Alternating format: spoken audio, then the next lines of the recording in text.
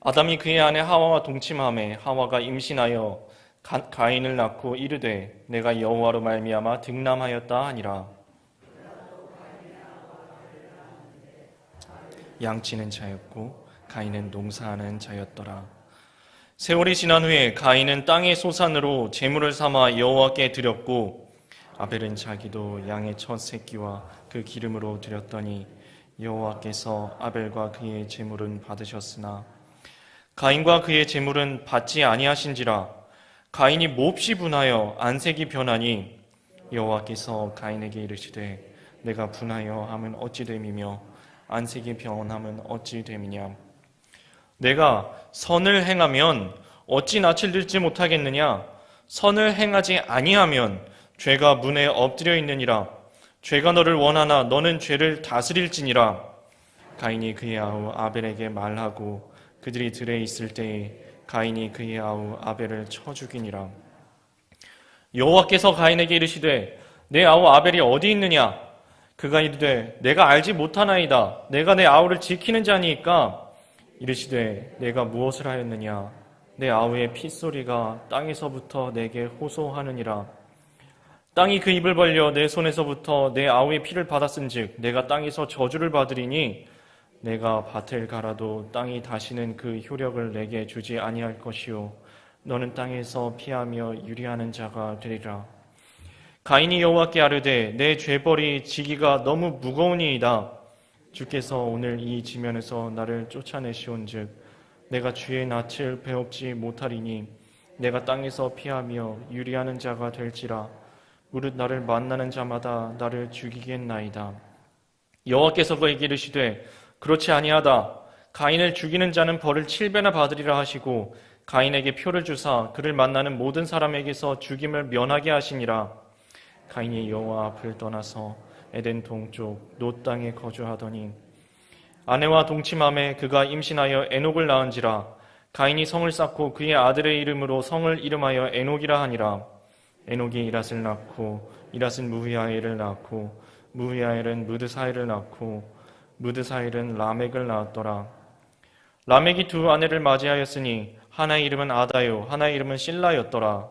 아다는 야발을 낳았으니 그는 장막에 거주하며 가축을 치는 자의 조상이 되었고 그의 아우의 이름은 유발이니 그는 수금과 퉁소를 잡는 모든 자의 조상이 되었으며 실라는 두발 가인을 낳았으니 그는 구리와 쇠로 여러 가지 기구를 만드는 자요 두발 가인의 누이는 나아마였더라. 라멕이 아내들에게 이르되 아다여 실라여 내 목소리를 들으라. 라멕의 아내들이여 내 말을 들으라. 나의 상처로 말미암아 내가 사람을 죽였고 나의 상함으로 말미암아 소년을 죽였도다. 가인을 위하여는 벌이 7배일진데 라멕을 위하여는 벌이 77배이리로다 하였더라.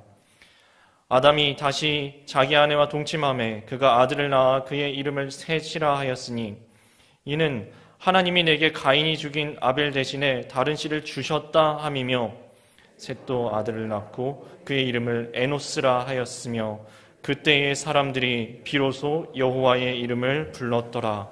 아멘. 네, 오늘 창세기 4장 말씀입니다. 바로 한번 들어가 보겠습니다. 4장 3절에 이렇게 말씀하고 있습니다. 세월이 지난 후에 가인은 땅의 소산으로 제물을 삼아 여호와께 드렸고, 자, 요 바로 앞에 보면은 가인과 아벨의 이야기가 나옵니다. 가인과 아벨의 이야기. 가인이 형이고 아벨이 동생이죠. 형제 시간입니다. 가인은 땅에서 농사하는 사람이었고 아벨은 들에서 양을 치는 사람이었습니다. 그리고 이 두 형제가 자라고 열심히 각각 자리에서 가인은 열심히 또 들에서 이 농사짓는 일을, 그리고 아벨은 양을 치는 일을 열심히 했습니다. 그리고 때가 옵니다. 방금 전에 3절에서 읽었을 때 세월이 지난 후에 라고 했죠. 세월이 지난 후에 때가 옵니다. 혹시 여러분들 어떤 때를 기다리고 계신지 모르겠습니다. 어떤 소원이 있으신지, 또는 도대체 지금 나에게 임한 이 시련은, 이 고난은, 이 환난의 아픔은 언제쯤 지나갈 것인지 때를 기다리시는 분이 계실 겁니다. 우리는 하나님의 때와 시기를 다 알지는 못합니다. 왜냐하면 하나님의 시기가 우리의 시기가 다릅니다. 하나님께는 하루가 1000년 같고 1000년이 또 하루 같으신 분, 우리는 잠시 잠깐 찰나의 시간을 살아가지만 하나님은 태초부터 계셨고 영존하시는 분, 알파와 오메가요 처음과 나중 되신 분이기 때문에 하나님의 때를 저희가 다 이해하지는 못합니다. 그런데 분명한 것은 하나님의 때가 있다는 것입니다. 그리고 하나님의 때가 우리에게 찾아온다는 것입니다. 이 가인과 아벨에게도 하나님의 때가 왔습니다. 그런데 우리가 오해하지 말아야 할 것은 하나님의 때가 꼭 우리 소원이 이루어지는 때는 아닙니다. 하나님의 때는 하나님의 뜻이 이루어지는 때입니다. 마태복음 13장에 보면 이런 이야기가 나옵니다. 종들이 밭을 이렇게 일구는데 이상하게 우리는 곡식만 심었는데 알곡만 심었는데 가라지가 올라오는 겁니다. 잡초가 올라오는 겁니다. 그래갖고 주인에게 이래요. 아니 주인님, 우리는 분명히 곡식만 심었는데 이상하게 가라지가 올라오네, 잡초가 올라오네, 저거 다 뽑아버릴까요? 하니까 주인이, 하나님을 비유하는 주인이 이렇게 말씀하시죠. 가만두어라. 추수 때까지 함께 자라게 놔둬라. 지금 뽑기에는 너네가 잘못 헷갈려서 곡식까지 알곡까지 다 뽑아버릴까 염려된다. 그리고 추수 때가 되면, 그때가 되면 가라지는 불 속으로 던지우고 알곡은 곳간으로 들여지게 된다. 때가 온다는 겁니다. 추수 때가 온다는 것입니다. 오늘 가인과 아벨에게도 알곡과 가라지를 나누는 때가 찼습니다. 우리에게도 때가 옵니다. 그리고 우리는 그 날이 도적같이 우리에게 찾아오지 않도록 항상 깨어서 기도하시는 여러분들 다 되시기를 바랍니다. 4절 말씀입니다. 아벨은 자기도 양의 첫 새끼와 그 기름으로 드렸더니 여호와께서 아벨과 그의 제물은 받으셨으나 가인과 그의 제물은 받지 아니하신지라. 가인이 몹시 분하여 안색이 변하니. 자, 아까 그랬죠? 때가 왔습니다. 판별의 때가 왔습니다. 그리고 가인과 아벨이 하나님께 제물을 드립니다. 예배를 드리는 거죠. 자, 여기서 재미있는 표현이 나옵니다. 여호와께서 아벨과 그의 제물은 받으시고 가인과 그의 제물은 받지 않으셨다. 좀 전에 제가 힘주어서 일부러 천천히 표현을 했습니다. 아벨의 제물을 받지 않으시고 아벨의 제물은 받으시고 가인의 제물은 받지 않으신 게 아닙니다. 성경은 분명히 이렇게 이야기했습니다. 아벨과 아벨의 제물은, 그리고 가인과 가인의 제물은, 이게 한 세트입니다. 아벨과 아벨의 제물이 한 세트고 가인과 가인의 제물이 한 세트입니다. 이건 받으시고 이거는 받지 않으셨습니다. 어떻게 알았을까요? 이 사람들이 받으셨는지 안 받으셨는지 정확하게는 성경에서 기록하지 않았습니다. 근데 확실한 거는 알았어요. 얘네들이 알았습니다. 이분들이 알았습니다. 아, 내 제물은 받으셨구나. 옆을 보고도 알았어요. 제 제물은 받으셨구나. 내 제물은 안 받으셨네. 왜 안 받으셨지? 옆에 아벨도 보고 알았습니다. 형 제물은 하나님 안 받아주셨네. 알았어요. 확실하게 알 수가 있었다는 겁니다. 아벨과 아벨의 제물은 받아주시고 가인과 가인의 제물은 안 받으셨습니다. 왜 그러셨을까요? 왜 하나는 받고 하나는 받지 않으셨을까요? 그 힌트를 저희는 성경에서, 오늘 본문에서, 그리고 다른 본문들에서 찾아볼 수가 있습니다. 이 예배를 받고 받지 않아주시는 하나님은 영이시기 때문에, 하나님은 영이시니 예배하는 자가 영과 진리로, 신령과 진정으로, 진심으로, 그리고 진리 대신 하나님의 뜻대로 하나님께 예배할지니라 하였거든요. 그럼 영 되신 하나님, 영과 진리로 예배하기를 바라시는 하나님께서 어떤 뜻을 가지고 계셨기에 하나는 받고 하나는 받지 않으셨을까요? 첫 번째는 7절에 보면은 그 힌트가 나옵니다. 내가 선을 행하면 어찌 낯을 들지 못하겠느냐. 선을 행하지 아니하면 죄가 문에 엎드려 있느니라. 죄가 너를 원하나 너는 죄를 다스릴지니라. 여기 두 가지가 나와요. 선을 행하면이 나오고요. 선을 행하지 않으면이 나옵니다. 선을 행할 수도 있고 선을 행하지 않을 수도 있는 그 선택의 기로를 하나님께서 주셨다는 겁니다. 그러고 보니까 지난 말씀에서 아담과 하와에게도 똑같은 선택권을 주셨죠. 선택의 자유를 주셨습니다. 하나님의 길을 선택하든지 순종하는 길을 선택하든지 또는 하나님께 불순종하여 하나님께 멀리 떨어져 가는 죄의 길을 선택하든지 가인에게도 선택의 길이 있었던 것입니다. 선을 행하든지 또는 죄를 행하든지. 그런데 이렇게 경고하십니다. 내가 만약에 선을 힘써 행하지 아니하면, 선한 길을 걸어가지 아니하면 중간은 없어. 왜냐하면 선을 행하지 않으면 문 앞에 죄가 엎드려져 있는 건 이게 철퍼도 엎드려져 있다는 게 아니고요. 혹시 맹수가 사냥하기 전에 어떻게 자세를 잡는지 동물의 왕국이나 이런 데서 보신 적 있으면 아실 겁니다. 사냥하기 전에 쫙 이렇게 웅크려 있다가 팍 뛰어서 공격하는 장면 있죠? 그겁니다. 죄가 우리를 사냥감을 취하듯이 우리를 덮치려고 웅크리고 있다. 준비 자세로 하고 있다. 우는 사자가 삼킬 자를 찾는 것처럼 취하려고, 우리를 넘어뜨리려고 대기하고 있으니까 우리가 어리버리하고 있는 것이 아니라 딱 하나님의 길을, 선의 길을 딱 선택해서 들어가야 된다고. 그렇지 않으면 죄에 넘어진다고. 그래서 죄는 너를 원한다고. 항상 죄는 너를 넘어뜨리려고 호시탐탐 노리고 있지만 너는 죄를 다스려야 돼. 이 말씀은 우리가 완전 무취의 순결한 깨끗한 순백의 상태에서 세상에서 살아가지 않는다는 것입니다. 얼마나 죄의 유혹이 많은지 호시탐탐 우리를 넘어뜨리려고 하는 죄의 유혹 속에서 살아가지만, 그래서 우리는 세상 속의 그리스도인으로 살아가지만 세상의 빛으로, 세상의 소금으로 살아가야 한다는 것입니다. 그런데 소금으로서의 정체성을 잃지 않으면서 세상 속에서, 빛으로의 정체성을 잃지 않으면서 빛으로 세상 속에서 살아가야 한다는 것입니다. 우리가 저 세상은 너무 더러우니까 우리는 우리끼리만 어디 저기 산속에서 이렇게 성벽을 쌓아놓고 세상과 완전 단절돼서 우리끼리 살아가야 돼가 아니라 늘 죄가 우리를 호시탐탐 노리는 세상 속에서 함께 어우러져 세상 속의 그리스도인으로 살아가지만 죄를 다스리면서 죄에 넘어지지 않으면서 선의 길을, 하나님의 길을 늘 선택하면서 살아가야 한다고 말씀하신 겁니다. 그러면 주님의 뜻은 첫 번째, 여기에서 답이 나왔습니다. 선을 행하는 것입니다. 선을 행하는 자의 예배, 하나님의 길을 걸어가는 자의 예배, 악을 멀리하는 자의 예배, 죄악을 다스리는 자의 예배를 하나님께서 원하신다라는 것입니다. 두 번째입니다. 주님께서는 겸손한 자의 예배를, 그 겸손한 마음을 받아주십니다. 누가복음 18장을 보면 저희가 잘 아는 한 장면에 대해서 예수님께서 말씀하시는 것이 나옵니다. 어떤 거냐 하면요, 바리새인과 세리가 함께 예배드리러 나갔습니다.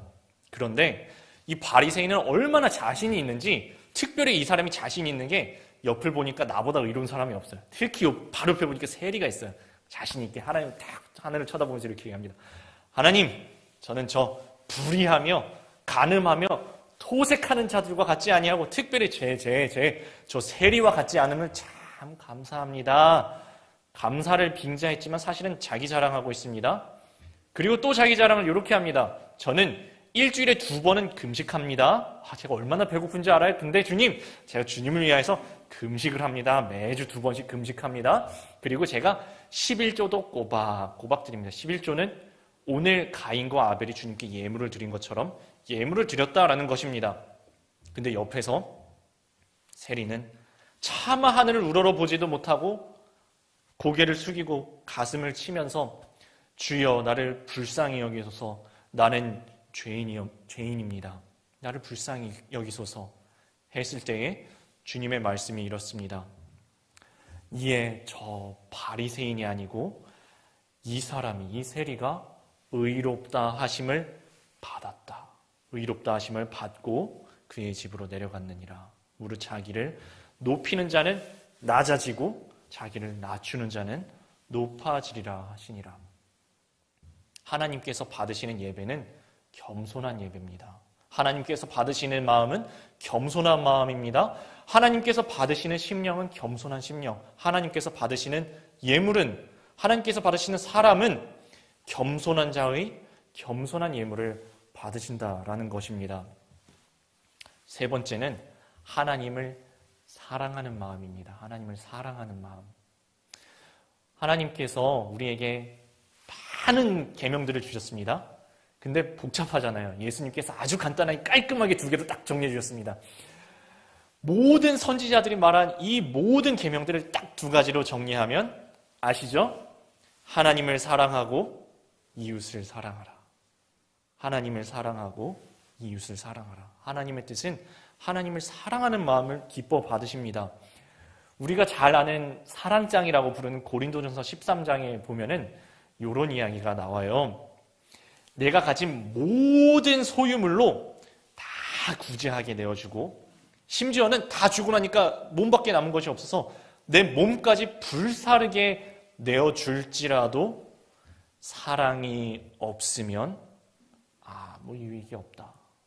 아무 유익이 없다. 사랑이 빠지면 제 아무리 대단한 것을 내어주고 하나님께 드릴지라도 사랑이 빠졌으면 하나님께서 기가 막히게 알아보신다는 거예요. 너 하나님을 사랑하는 거는 없는데 예물만 많이 갖고 왔구나. 예물만 많이 갖고 왔구나. 근데 하나님이 진짜 원하시는 게 그 예물일까요? 하나님께서 진짜 원하시는 거는 네 번째, 저희들입니다. 저희들입니다. 저희가 혹시라도 오해하거나 착각하지 말아야 할 것은 하나님께서 밥을 좋아하셔서 곡식 예물을 가져오라 하신 것이 아닙니다. 하나님께서 고기를 좋아하셔서 나 오늘은 소고기가 먹고 싶다 하셔서 희생 제물을 가져오라고 하신 것이 아닙니다. 하나님께서 돈을 좋아하셔서, 돈이 필요하셔서 하나님께서 어디다 빚 갚으셔야 돼가지고 하나님이 그 돈 가지고 어디 좋은 집 사시려고 돈을 좋아하셔서 우리에게 예물을 받으시는 것이 아닙니다. 하나님께서 좋아하시는 것은, 하나님께서 사랑하시는 것은 우리입니다. 저희들을 사랑하시는 겁니다. 그래서 하나님께서는 우리가 주님께 드려지기를, 우리의 삶이 주님께 드려지기를, 우리의 온 몸과 마음이 주님께 드려지기를 바라십니다. 우리가 혹 주님께 어떤 것을 내어드릴지라도 사실 그것은 다 주님께서 우리에게 부어주신 것, 잠깐 맡겨주신 것 중에 진짜 조그만 부분 떼어서 주님 이게 저희 마음입니다 하고 드리는 거지, 사실 주님께서 우리에게 원하시는 것은 저희들을, 삶을, 나의 모든 것을, 나를 드리기를 원하시는 겁니다. 로마서 12장 1절 말씀입니다. 그러므로 형제들아, 내가 하나님의 모든 자비하심으로 너희를 권하노니 너희 몸을 하나님이 기뻐하시는 거룩한 산 제물로 드리라. 이는 너희가 드릴 영적 예배니라. 자, 이것이 하나님의 뜻이었습니다. 겸손한 마음으로, 하나님을 사랑하는 마음으로 우리를 내어드리는 것, 주님의 뜻대로 선을 행하며 주님의 길을 걸어가면서 이 모든 삶을 주님께 올려드리는 것, 이 모든 살아가는 모든 순간이 딱 11시부터 12시까지, 10시 반부터 11시 반까지 이 시간뿐만이 아니라 하루 24시간 365일 모든 삶의 순간들이 주님께로 연락되어지는 삶의 예배로 올려드리는 것을 주님께서는 바라셨는데, 그러면 가인의 예배는 왜 안 받으셨을까요? 그 힌트가 또 말씀에 나옵니다. 바로 뒤에 6절과 8절에서 보면요, 6절에 보면은 가인이, 성경에 이렇게 표현되어 있습니다. 몹시 분하여 안색이 변하였다. 하나님께서 자신과 자신의 재물을 받지 않으신 것을 가인 깨달았어요. 너무너무 화가 난 겁니다. 얼굴이 시뻘개져서 씩씩거리면서 화를 냈습니다. 그리고 그 화가 옆으로 갑니다. 옆에 있는 아벨에게 그 분노를 쏟아냅니다. 아주 폭력적이고 파괴적인 방식으로 자기 동생인, 혈육인 동생 아벨에게 그 분노를 쏟아놓습니다. 쳐 죽여버렸습니다. 왜 이렇게 분노했을까요?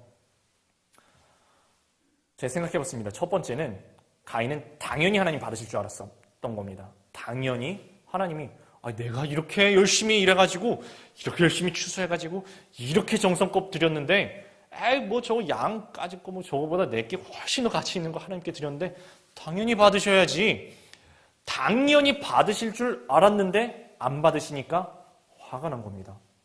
생각해보세요. 저희들도 나 같은 것이 참 이거 이렇게 부족한 것을 내가 드리는데 참 내가 하나님께 이렇게 부족한 건데 참 부끄럽다.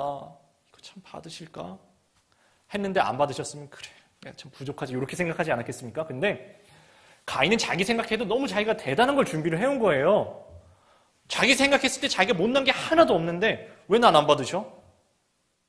왜 이거는 안 받아주셔? 화가 난 겁니다. 당연히 받으실 줄 알았습니다. 당당한 자격을 갖추고 겸손한 마음이 없이 당연히 내 걸 받아주셔야지 교만한 마음으로 하나님 앞에 나아간 겁니다. 두 번째는 분노가 동생을 향했다라는 것에 한번 주목해 보십시오. 아니 예배는 내가 하나님께 올려드리는 거 아닙니까? 우리 하나님께 올려드리는 예배잖아요. 사람에게 보여지기 위해서 예배드리는 거 아니잖아요. 근데 이 창세기 4장만 그런 게 아니라 사실은 저희들도 옆 사람 이렇게 의식하지 않으시나요? 쟤는 좀 늦었네. 쟤는 30분 기도하는 나 40분 기도해야지. 혹시 옆 사람 의식하지 않으시나요? 오늘 가인은 옆 사람을 봤습니다. 옆에 아벨을 봤어요. 그리고 비교했습니다. 그리고 더 화가 났습니다. 뭐야? 내 거는 안 받으셨는데 제 거는 받으셨네? 내가 너보다 못난 게 뭔데? 내가 형인데, 내가 장자인데. 너 뭐 대단한 거 가지고 왔다고? 나도 대단한 거 가지고 왔어. 왜 너는 받으시고 나는 안 받아주셔? 왜 너 재물은 받아주시는데 내 재물은 안 받아주셔? 이것은 비교고요. 경쟁한 거고요. 이기고 싶었던 것이고요. 투쟁심이었습니다. 더 높이 올라가고 싶은, 저 아벨보다 내가 더 나은 사람이 되고 싶은, 더 잘 나가고 싶은, 더 높아지고 싶은 경쟁심과 비교의식과 투쟁심이 있었던 것입니다. 왜 너는 되는데 나는 안 돼? 세 번째 보세요. 좀 전에 이 장면들 다시 한번 보십시오. 주님께 제물을 드렸는데 내 제물을 안 받으시니까 화가 났습니다. 분노를 비교하고 경쟁의식을 가지고 있는 동생에게 쏟아놓습니다. 이 자리에 하나님 계십니까? 가인이 하나님께 예배하는 이 자리에 가인은 진짜 하나님을 바라보고 예배를 드리고 있습니까? 또는 내가 가지고 있는 대단한 재물, 내가 여기다 쏟아놓은 노력, 내가 이것을 위해 흘린 땀, 내가 여기에 쏟아놓은 시간, 그리고 내가 쟤보다 잘났는데 내가 더 대단한 거 가지고 와 있는데 그리고 내가 비교하는 쟤네들. 하나님은 어디가 계십니까? 하나님께서는 하나님을 사랑하는 우리의 마음을 원하시는데 지금 가인 하나님 사랑하고 있습니까? 하나님 진짜 사랑해서 예배 드린 거 맞습니까? 가인은 지금 자기를 사랑한 겁니다. 내가 잘 되기 위해서 하나님까지도 이용하는 겁니다. 하나님이 재물 받아주시고 농사 더 잘 되게 해주세요. 나를 위해서, 나를 위한 예배, 나를 높이기 위한 재물, 나를 더 돋보이기 위한 예배였던 것입니다. 나를 위한. 사실은 하나님도 내 성공을 위한 도구였던 것이지 하나님을 진심으로 사랑하는, 진짜 나를 올려드리는, 나를 드리는, 나 자신의 삶을 바치는 사랑은 없었던 것입니다. 이 모든 것을 종합하여 봤을 때, 그리고 바로 직후에 가인이 쳐서 죽이는 이 행동을 봤을 때 가인이 선택의 기로에서 어떤 길을 선택했는지 여러분 명백하게 보이시죠? 하나님은 선택의 자유를 주셨는데 가인은 하나님의 길을 선택하기를 거절하고 죄의 길을 선택해 버렸습니다. 그 결과입니다. 하나님께서 아벨과 아벨의 제사는 받으셨습니다. 그리고 가인과 가인의 제사는 받지 않으셨습니다. 스스로 속이지 말라. 하나님은 만홀히 여김을 받지 않으신다 했습니다. 사람은 속일 수 있습니다. 그러나 중심을 보시는 하나님은 저희가 속일 수가 없습니다. 하나님께서 그 중심을 꿰뚫어 보셨습니다. 그리고 받지 않으셨습니다. 가인은 높아지려고 그러는데 하나님이 낮춰버리셨습니다. 가인은 앞으로 뚫고 나가려고 그러는데 하나님이 앞길을 막아버리셨습니다. 나름 열심히 했는데, 그럼 나름 열심히 준비했을 겁니다. 하고 싶은 길을 확 막아버리셨습니다. 가인과 그의 재물은 받지 아니하신지라. 그리고 하나님께서 낮추시고 앞길을 막으시니까 가인은 열을 받습니다. 가인이 몹시 분하여 안색이 변하니 시뻘개져서 얼굴이 빨개져서 씩씩거리면서 있는데 하나님이 그걸 보시고 이렇게 물으셔요. 6절 말씀입니다. 여호와께서 가인에게 이르시되 내가 분하여 함은 어찌 됨이며 안색이 변함은 어찌 됨이냐. 이거 요새 말로 이렇게 살짝 풀어서 이야기해 볼까요? 하나님 물어보시는 거예요. 너 화나니? 왜? 화나? 왜 화가 나? 이렇게 물어보신 겁니다. 하나님께서. 너 왜 화가 나? 너 지금 앞길이 막혀서 저 아벨보다 낮아진 것 같아서 화가 나? 아니야, 너 화낼 때가 아니야. 지금 화낼 때가 아니라 너 자신을 돌아볼 때야. 하나님의 길을 과연 선택했는지, 너의 삶이 하나님께 드려지는 삶이었는지, 너의 마음속에 하나님을 진정으로 사랑하는 마음이 있는지, 너 마음속에 교만이 가득 차서 겸손이라고는 사라져버린 것은 아닌지 스스로를 거울처럼 현재 상황을 보고서 들여다봐야 할 때지, 지금 너 화낼 때가 아닌데 너 왜 화가 나니? 내가 분냄은 어찌미냐? 너 왜 화내고 있니? 물어보셔요. 그리고 덧붙이신 말씀이 아까 그 말씀입니다. 너는 선을 행하라. 선을 행하지 않으면 악이 문 앞에 엎드려져 있다. 죄는 너를 항상 붙잡기 위해서 너를 원하고 있지만 너는 죄를 다스려야 한다. 말씀하십니다. 너 지금 화낼 때가 아니야. 너 지금 마음을 다스려야 될 때야. 하나님을 향한 겸손의 마음을 품을 때야. 하나님을 향한 사랑을 회복할 때야. 주님의 길을 걸어가야 될 때야. 너 자신을 되돌아봐 하는데, 가인은 지금 하나님의 말씀이 안중에도 들어오지 않습니다. 귓등으로도 들리지 않습니다. 가인에게 중요한 건 자기 감정이에요. 자기는 화가 났는데, 나는 화가 났는데 하나님 말씀이 들리지가 않습니다. 그리고 분노해서 행동을 하나 합니다. 8절 한번 보세요. 가인이 그의 아우 아벨에게 말하고 그들이 들에 있을 때에 가인이 그의 아우 아벨을 쳐 죽이니라. 말하고와 들에 있을 때가 붙어 있죠.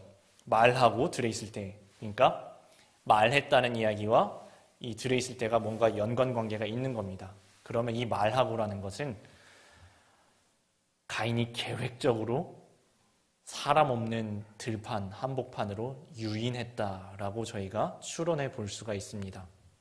지금이야 대한민국 어디를 가든 CCTV가 쫙 깔려 있어서 비밀이 없는 세상입니다. 신고하면 다 잡힙니다. 근데 이때는 애초에 인구 자체가 몇 명이 없어요. 몇 명이 없어요. 들에 나갔다? 엄마 아빠 안 보신다? 끝입니다. 아무도 몰라요. 그래서 야 아벨 저기 좀 나가보자 해서 말하고 유인해서 들로 가서 목격자가 없는 곳에서 완전 범죄를 저지릅니다. 쳐 죽입니다. 아무도 못 봤겠지라고 생각했을 겁니다. 이렇게 봤을 때 가인은 대단히 용의주도한 사람입니다. 열이 받았다고 그 자리에서 쳐 죽인 게 아니라 계획해서 유인해서 자기 생각하기에 완전 범죄 저지를 수 있는 데까지 가서 딱 했습니다. 똑똑한 사람이었습니다. 잔머리를 굴렸습니다. 아무도 못 봤을 거라고 생각했습니다. 근데 하나님이 보셨습니다. 9절입니다. 내 아우 아벨이 어디 있느냐? 내 아우 아벨이 어디 있느냐? 하나님께서 보신 겁니다. 보시는 하나님이십니다. 어디 있느냐라고 가만히 보니까 이 앞에 바로 앞에 3장에서 하나님께서 아담에게도 물으셨어요. 아담아, 내가 어디 있느냐? 너 지금 도대체 어디에 서 있니? 너 어디에 서 있느냐? 하나님께서 죄짓고 숨어있는 아담에게 물어보신 것처럼 사실은 다 보신 거예요. 숨어있지만 숨어있는 게 아니었고요. 몰래 했지만 몰래 한 것이 아니었어요. 하나님께서 다 보셨습니다. 가인아, 내가 내 아우 아벨이 어디 있느냐? 가인이 변명을 합니다. 나 모르는데요. 알지 못합니다. 내가 아우를 지키는 자니까 저는 이 장면이 너무너무 안타깝습니다.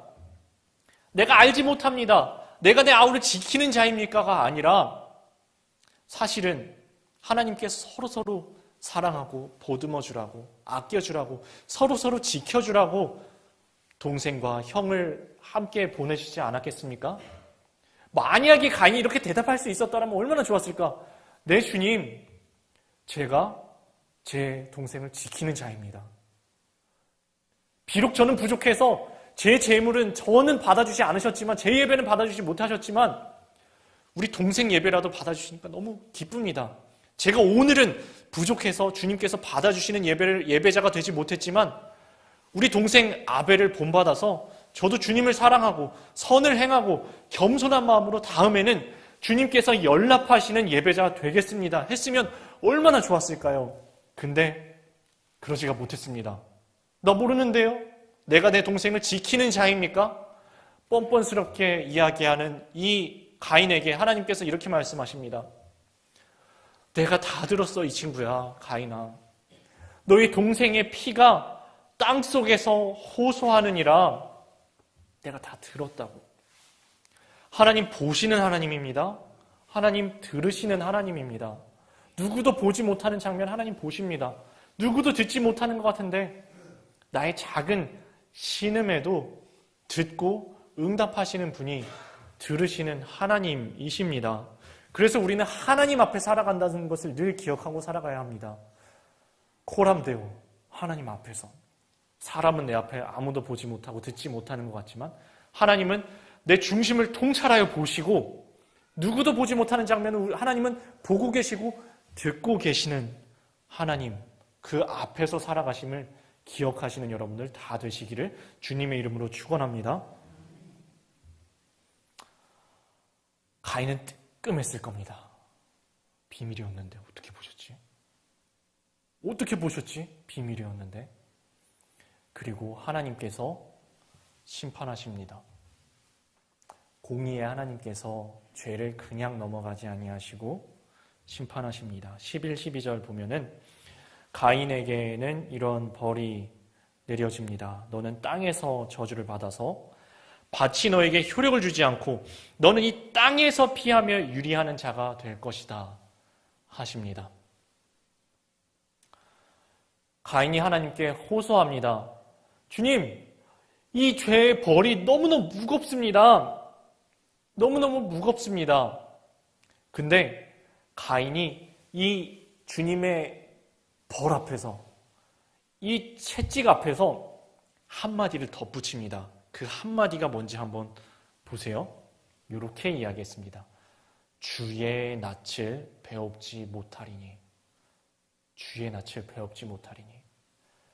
하나님께서 치셨을 때 가인이 한 가지를 구한 겁니다. 뭘 구했냐면 하나님의 얼굴을 구했습니다.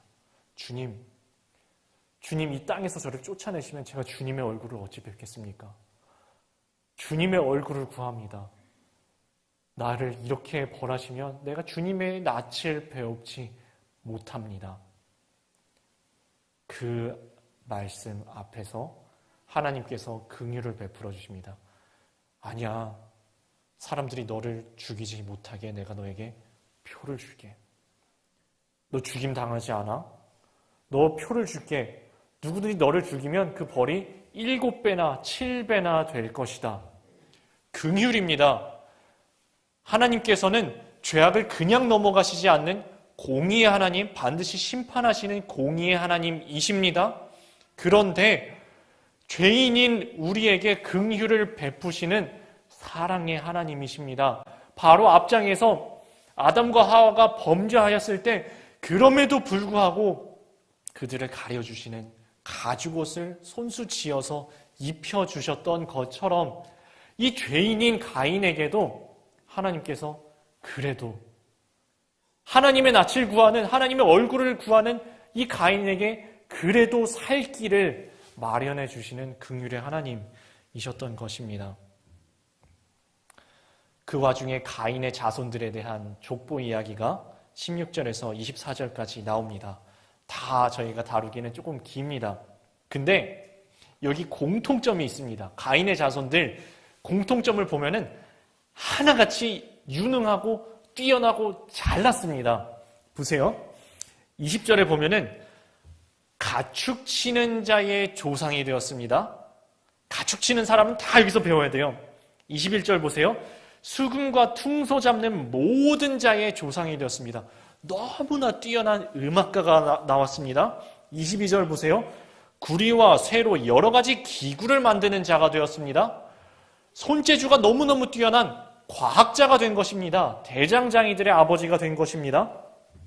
23절, 이건 좀 긴 이야기가 나왔는데요. 라멕의 이야기는요, 싸움을 잘하는 사람입니다. 이 사람은 싸움을 얼마나 잘했는지, 당한 게 있으면 자존심이 높아서 배로 갚아주는 사람, 5배, 10배, 100배로 갚아주는 사람, 어디 가서도 누구에게도 무시받지 않는 사람이 라멕이었습니다. 그리고 그는 똑똑했습니다. 자기가 당한 것이 있어서 너 감히 나를 건드려 죽여버렸습니다. 그리고 하나님의 말씀을 인용합니다. 얼마나 똑똑한지. 하나님의 말씀을 이렇게 인용합니다. 어떻게 알았어요? 자기의 아버지 가인이 죄를 지었지만 하나님께서 가인에게 표를 주어서 가인을 죽이면 7배의 벌을 준다는 것을 알았습니다. 그래서 하나님의 말씀을 그대로 차용해서 이렇게 이야기합니다. 가인을 죽인 자가 77배의 벌을 받을 진데 라멕을 죽이면 77배의 벌을 받으리라. 이건 하나님께서 하신 말씀이 아닙니다. 말씀을 마음대로 차용해서 자기 멋대로 가공해서 자신을 위해서 써먹는 것입니다. 자신의 행동을 정당화하기 위해서 말씀을 써먹는 것입니다. 우리들도 조심해야 합니다. 교회에서 배운 것이 많아질수록 지식이 쌓여갈수록 더욱더 조심해야 합니다. 자칫 잘못하면 저희도 하나님의 말씀을 이렇게 악용할 수가 있다는 것입니다. 근데 이 잘난 가인의 자손들이 노래도 잘하고 악기도 잘 켜고 과학자처럼 손재주도 뛰어나고 머리도 좋고 어디 가서 무시도 당하지 않고 싸움도 잘하고 가축도 잘 치고 자존심도 높은 똑똑한 하나님의 말씀도 아무렇게나 막 이용해 먹을 수 있을 만큼 똑똑한 이 사람들이 그 잘난 머리를, 잘난 재능을 가지고 가인의 자손들이 죄악의 길을 걸어가고 있을 때 하나님의 길을 선택한 사람들의 이야기도 나옵니다. 25절 보세요. 셋이라는 이름이 나옵니다. 셋. 아담이 다시 자기 아내와 동침함에 그가 아들을 낳아 그의 이름을 셋이라 하였으니 이는이라고 나오는 뒤에 그 이야기가 창세기에서는 계속 그 이름을 해설해 주는 겁니다. 왜 셋이라고 불렀는지 뜻을 알려주는 거예요. 이는 하나님이 내게 가인이 죽인 아벨 대신에 다른 씨를 주셨다. 셋의 뜻은 주셨다라는 뜻입니다. 주셨다. 우리가 가진 모든 것은 하나님이 주셨다는 것입니다. 내가 가진 생명, 내 자식도 내 것이 아니고 내 생명도 내 것이 아니고 내 건강, 내 시간, 내 재물, 나의 재능, 그 어떤 것도 내 것이 아니고 아무것도 없는 나에게, 아무 자격 없는 나에게 하나님이 어떻게 나에게 이런 은혜의 선물을 주셨구나. 이것이 하나님께로부터 자격 없는 자에게 주어진 은혜로구나 라는 의미로 하나님이 주셨다 해서 셋이라고 이름을 짓습니다. 그리고 26절 셋도 아들을 낳고 그의 이름을 에노스라 하였으며 그때의 사람들이 비로소 여호와의 이름을 불렀더라. 이 에노스라는 이름의 뜻은 깨어지기 쉬운 그릇처럼 연약한 존재, 너무너무 깊이 병들어서 죽을 수밖에 없는 회복 불가능의 존재라는 뜻을 가지고 있습니다. 죽을 수밖에 없는 존재. 그러고 보니까 이 사람들이 목도한 것이 있습니다. 하나님께서는 우리에게 생명을 주셨는데 우리가 서로 쳐 죽이고 찔러 죽이는 것을 보고 엄청난 충격을 받은 것입니다. 그리고 깨닫습니다. 우리가 아무것도 아니었구나. 아무것도 아니었구나. 내가 저 에덴 동산 한복판에서 내가 모든 것을 가지고 다 할 수 있는, 그래서 이걸로 만족하지 못하고 더 높아져서 하나님과 같이 되고 싶었던, 내가 뭐라도 된 것처럼 생각했는데 아무것도 아니구나. 우리 안에 죄악이 너무 가득 차서 자칫하면 내가 내 형제를, 동생을 쳐 죽일 수도 없는 악한 존재이면서 동시에 누가 나를 탁 치는 순간 내 생명이 그날 끝나버리는 약한 존재구나. 내가 악하면서 동시에 연약한 존재구나. 아무것도 아니구나. 하나님께서 나를 붙잡아 주시지 않으면 한순간도 살아갈 수도 없는 존재구나. 내가 대단한 줄 알았는데 주님께서 은혜를 부어주시지 않으면, 은혜 아니면 살아갈 수조차도 없는 연약한 자구나.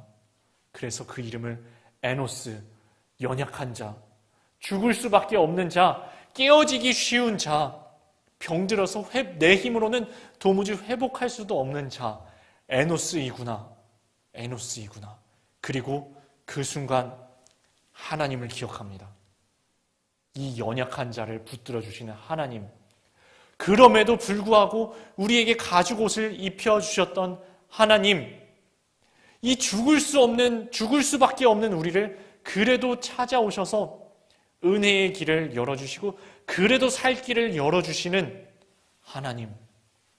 그리고 비로소 그때에 이들이 하나님의 이름을 부릅니다. 하나님의 이름을 부릅니다. 바울에게도 그런 순간이 있었습니다. 잘난 줄 알았는데, 다 가진 줄 알았는데 모든 것이 무너진 순간이 찾아왔습니다. 다시 일어난 줄 알았는데, 그래서 내가 가진 많은 달란트로 복음 전파를 위하여서 잘 사용할 수 있을 줄 알았는데, 그런데 또 그것도 막으시는 사건들이 찾아왔습니다. 복음 전하러 가겠다는데 하나님 막으십니다. 복음 전하러 가겠다는데, 내가 복음 전하겠다는데 육체의 가시와 같은, 사탄의 사자와 같은 고통이 나를 찾아와서 복음 전하는데 걸림돌이 됩니다. 도대체 왜 이렇게 내 앞길이 막아지고 나를 하나님께서 누르시는 것일까? 하나님, 이 육체의 가시, 사탄의 사자를 나에게 떠나가게 해주십시오. 반복해서 기도하는데 하나님께서 이렇게 말씀하십니다. 고린도후서 12장 9절입니다. 나에게 이르시기를 내 은혜가 내게 족하도다. 이는 내 능력이 약한 데서 온전하여짐이라 하신지라. 그러므로 도리어 내가 크게 기뻐함으로 나의 여러 약한 것들에 대하여 자랑하리니 이는 그리스도의 능력이 내게 머물게 하려 함이라. 하나님께서 우리를 낮추실 때가 있습니다. 하나님께서 우리를 막으셔서 우리의 길이 생각처럼 풀리지 않을 때가 있습니다. 하나님께서 내 앞길을 딱 막아버리셔서 하는 일마다 좌절스럽고 잘 안 되고 꼬이고 풀리지가 않을 때가 우리에게 찾아올 때가 있습니다. 그때 우리는 선택의 기로에 섭니다. 이렇게 갈 수도 있습니다. 분노해서 집어 던지고 때려 부수고 하나님을 원망하고 주변 사람들을 탓하고 미워할 수도 있습니다. 가인의 길입니다. 가인의 길입니다. 그런데 믿음의 발걸음은 에노스의 발걸음입니다. 받습니다, 주님. 저 아무것도 못합니다. 저 오늘 또 넘어집니다. 저는 연약합니다. 저희 마음속에 악독한 것이 가득한 죄인입니다. 저 연약합니다. 주님께서 붙들어 주시지 않으면 한순간도 설 수 없는 약한 자입니다. 주여 저를 불쌍히 여겨 주시옵소서. 주여 저를 불쌍히 여겨 주시옵소서. 이것이 에노스의 길을, 하나님을 불렀던 비로소 여호와의 이름을 불렀던 주의 은혜를 간구하였던 믿음의 길입니다. 어려운 일 당할 때에 저희 자신을 되돌아보면 사실은 저희들의 믿음은 너무너무 적습니다. 그러나 저희가 연약할수록 의지할 분은 주님뿐입니다. 주님 없이 한순간도 살아갈 수 없습니다. 주님 저희를 불쌍히 여겨 주시옵소서. 주님의 긍휼하심을 저에게 베풀어 주시옵소서. 간절한 마음으로 겸손한 마음으로 나아갈 때에 주님께서 저희들의 겸손한 예배를 진심으로 주님께 올려드리는 예배를 귀하게 받아주십니다. 세월 지나가면 갈수록 의지할 것뿐입니다. 세월이 지나가면 갈수록 우리의 믿음의 연차가 쌓일수록 교만함이 쌓이는 것이 아니라 점점 더 겸손해져야 합니다. 저도 모태신앙이라서 연차를 세보면 신앙의 연차가 짧지는 않습니다. 40년이 다 돼갑니다. 여러분 아마 저보다 더 계신 분들도 많이 더 계신 분들도 계실 겁니다. 오래 믿은 사람일수록 특별히 더 조심해야 합니다. 내가 옛날에 이런 은혜도 받았고 내가 옛날에는 말이야 나 때는 말이야 하면서 교만한 마음으로 하나님께 나아가지 말아야 할 것입니다. 시간이 조금 늦었지만 제가 저의 고백 한 가지 하고서 마치려고 합니다. 저는 지금 이 순간 여기에 설교자로 여러분 앞에 서 있습니다. 아마 여러분도 각자에게 맡겨주신 하나님의 달란트와 은사들이 있으실 겁니다. 저는 가르치는 은사와 달란트를 조금은 받은 것 같아요. 근데 그 달란트에 더불어서 단상에 섰을 때 하나님께서 은혜를 폭포수처럼 불을 내려주시듯이 확 내려주시는 순간들이 있습니다. 그런 때면은 저도 느끼고 함께 예배하는 모두가 느낍니다. 하나님께서 지금 이 자리에 살아 역사하시는구나. 은혜를 불처럼 부어주시는구나. 모두가 설교하는 저나 함께 예배하는 모두가 그것을 숨쉬듯이 느끼는 순간들이 있습니다. 은혜가 충만한 예배가 됩니다. 그러면 그 예배 시간이 지나면 놀랍게도 저희 마음속에 이런 생각이 꿈틀거리면서 올라오는 것을 저는 몇 번 경험했습니다. 다름 아닌 교만입니다. 내가 오늘 대단히 예배의 인도를 잘했나 보다 라는 교만이 이렇게 꿈틀거리면서 올라올 때가 있습니다. 제가 성경을 읽으면 진짜 막 깨달아지는 그런 순간들이 있었습니다. 진짜 너무너무 설교 단상에 서고 싶어서 견딜 수 없을 만큼 이 말씀을 빨리 전하고 싶다. 언제 예배 시간 되지? 빨리 됐으면 좋겠다. 그런 순간들이 있었습니다. 그런데 저는 그게 제가 잘나서 그런 줄로 착각하고 교만한 마음이 올라왔던 것입니다. 하나님께서 어느 순간 딱 끊으셨습니다. 딱 끊으시는 순간을 제가 경험하게 하셨습니다.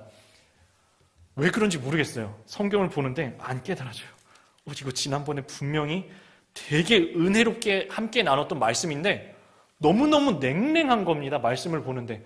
아니나 다를까 설교 단상에 섰는데 마음이 냉랭하게 섰으니까 은혜가 되겠습니까? 안 되지요. 제가 깨달았습니다. 말씀의 은사가 내게 아니었구나. 하나님이 주신 거였구나. 은혜 받는 그 순간 내가 잘나서 그런 게 아니었구나. 하나님께서 역사하신 거였구나. 하나님께서 겸손한 마음을 부어주시고 그 다음에야 비로소 다시 말씀을 깨닫게 하시는 것을 저는 경험한 적이 있습니다. 우리 자랑하지 말아야 됩니다. 교만하지 말아야 됩니다. 하나님께서 저에게 이렇게 말씀하시는 것만 같았습니다. 너 설교 잘해? 뛰어난 설교자인 것 같아? 대단해? 뛰어난 설교자? 저기 굴러다니는 돌멩이로도 하나님은 당장 너보다 훨씬 뛰어난 설교자를 만드실 수 있어. 이것은 다른 어떤 모든 은사에도 다 해당됩니다. 혹 우리가 돈이 많아서 내가 내는 헌금이 교회 예산의 절반을 담당한다 할지라도 그와 더 대단한 부자도 하나님께서는 저 굴러다니는 돌멩이로도 만드실 수 있습니다. 혹 내가 너무너무 외모가 뛰어나서 내가 얼굴 한번 비치기만 해도 교인들이 막 부흥할지도 모릅니다. 그거보다 더 뛰어난 외모, 하나님께서 돌멩이로도 만드십니다. 혹 내가 너무너무 똑똑해서 내가 중고등부에 학생부에 앉아있는 것만으로도 학부모들이 저분 서울대 수석이래, 하버드대 나왔대, 전국 1등이래 하면서 아이들을 보내고 싶은 그런 똑똑한 사람일지도 모릅니다. 그런 재능, 하나님께서 굴러다니는 돌멩이로도 만드신다는 겁니다. 혹 찬양을 너무너무 잘해서 성악가를 뺨치든지, 혹 전도를 너무너무 잘해서 100명, 1000명을 전도하든지, 기도의 은사가 있고 신유의 은사가 있고 방언의 인사가 있든지, 그런 것들은 하나님께서 저 굴러다니는 돌멩이로도 만드실 수 있다고요. 그러면 하나님께서 진짜 기뻐하시는 것은 무엇입니까? 시편 51편에 이렇게 말씀하십니다. 하나님께서 구하시는 제사는 상한 심령이라. 하나님이여, 상하고 통회하는 마음을 주께서 멸시하지 아니하시리이다. 우리에게 어려운 일들이 찾아옵니다. 믿음의 사람에게도 찾아옵니다. 교만한 사람에게도 찾아옵니다. 혹 믿음의 사람 하지만 교만한 마음을 품고 있는 저희들에게 낮추시는 사건이, 길이 막히는 사건이 찾아오시거든 기억하시기 바랍니다. 되돌아보시기 바랍니다. 내 마음속에 주님을 향한 사랑이 진짜 주님을 사랑하는 마음으로 지금 예배드리고 있는지, 주님께서 원하시는 길을 진짜 내가 걸어가고 있는지, 내 마음속에 교만한 마음이 차오른 것은 아닌지 하나님 앞에 되돌아보시고, 그리고 그 순간 주님 꽉 붙잡으시기 바랍니다. 주님 없이 살아갈 수 없는 저희들, 아무 일을 만나도 무슨 일을 당해도 예수님 의지합니다. 겸손의 마음으로 주님 붙잡으시는, 그리하여서 겸손한 자에게 부어주시는 주님의 은혜, 곧 약할 때 강함 되시는 하나님의 은혜를 다 경험하시는 여러분 다 되시기를 주님의 이름으로 축원합니다. 함께 기도하시겠습니다. 주님, 저희들에게 앞길이 막히는, 그리고 낮아지는, 아니 심지어 하나님께서 우리를 낮추시는 어려운 순간들이 찾아올 때가 있습니다. 그때에 우리는 발견하게 됩니다. 주님, 저희들의 믿음이 많이 부족합니다. 그러나 주님, 저희들의 믿음이 많이 작지만 그때마다 주님의 길을 그래도 선택하게 해주시옵소서. 주님께 원망하며 불평하며 분노하여 죄악의 길을 선택하지 않도록 저희들을 꼭 붙들어 주시옵소서. 주님 앞에 교만한 마음을 내려놓고 중심을 보시는 주님 앞에 사랑으로, 겸손한 마음으로 주님 꼭 붙잡게 하여 주시옵소서.